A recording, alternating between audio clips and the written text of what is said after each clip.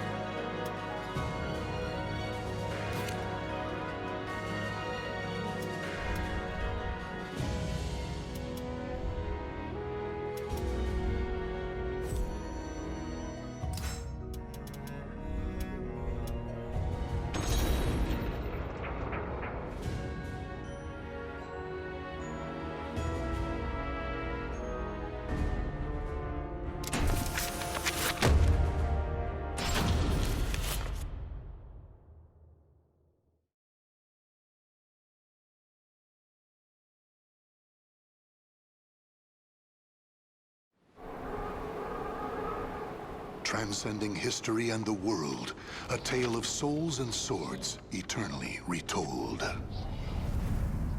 Soul Edge, a legendary sword and devourer of souls. Buried in the darkest reaches of history, it was brought back to light in the 16th century.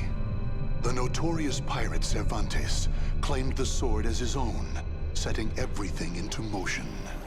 Soul Edge adapted itself to its new owner by splitting into two.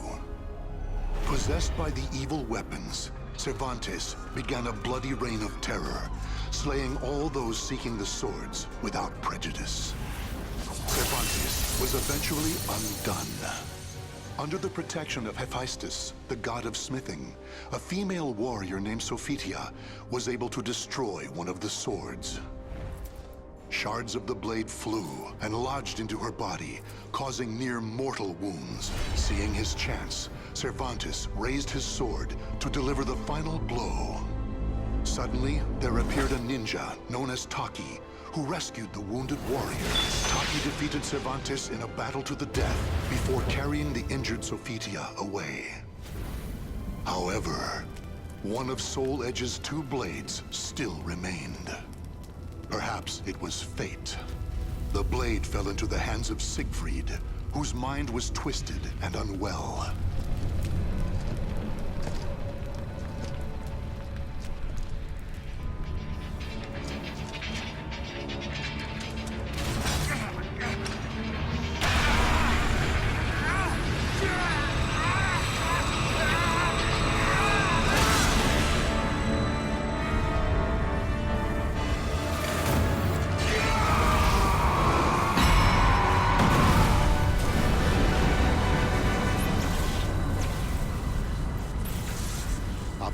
Light pierced the heavens, the product of rampant evil, the evil seed.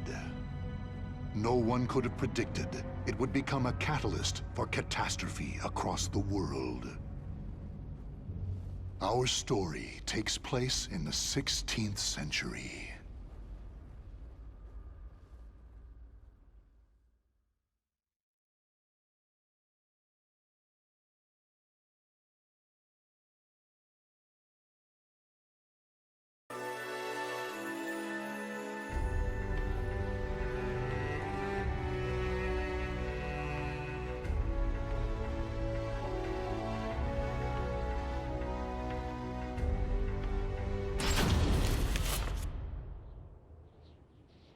A tragedy befell this place.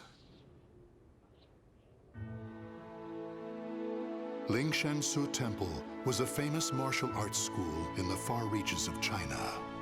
It was there Killick learned to master the staff after he was abandoned as a child. Killick ate and slept with the other students and began his training at a young age. Despite this, he established a family-like bond with just one other student, Shang Len, a young girl who was like an elder sister to him. Dedicated to the way of the sword, she looked after Killick as if they were siblings. So close was their bond that when one felt happy or sad, the other would feel the same. Together they studied and grew as warriors.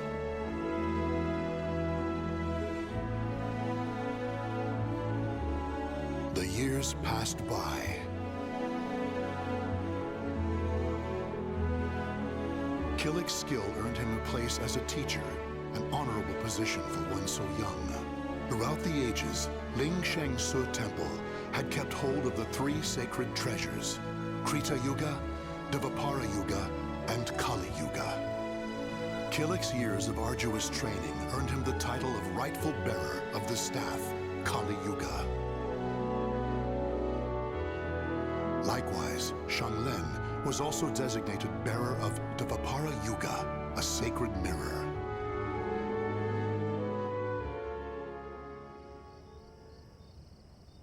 Our story begins on the night before the ritual for passing the treasures on to their new masters.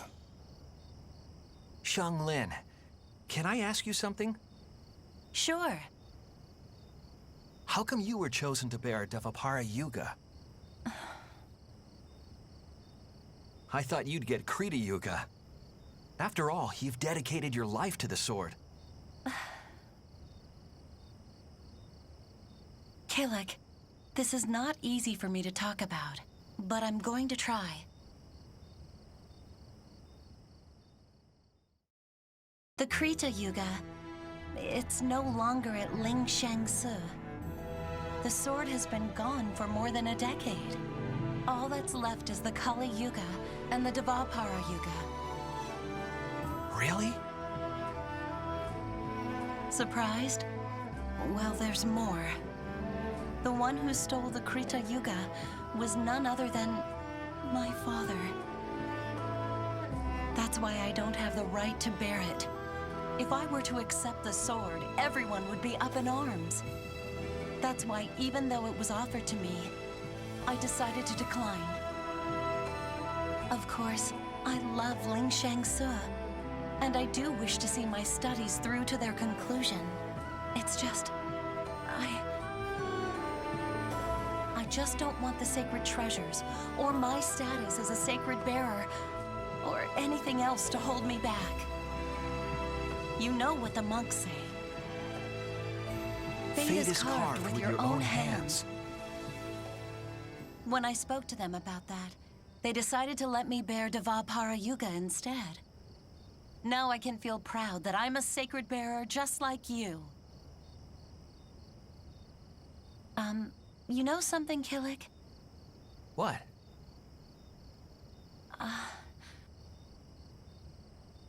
It's okay.